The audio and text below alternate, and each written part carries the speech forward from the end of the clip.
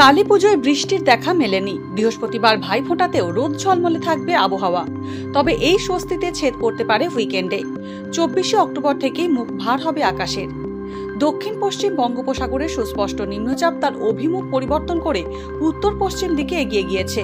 ইতিমধ্যেই তা গভীর নিম্নচাপে পরিণত হয়েছে। বর্তমানে তা তামিলনাড়ুর উপকূল হয়ে পুদুচেরি উপকূলের দিকে এগোচ্ছে। তবে বাংলায় এর প্রভাব পড়ার কোনো আশঙ্কা নেই বলেই জানাচ্ছে হাওয়া অফিস। তবে আর্দ্র বায়ুর সঙ্গে ঠান্ডা বায়ুর সংঘর্ষে শুক্রবার দক্ষিণ 24 পরগনায় বৃষ্টির সম্ভাবনা রয়েছে।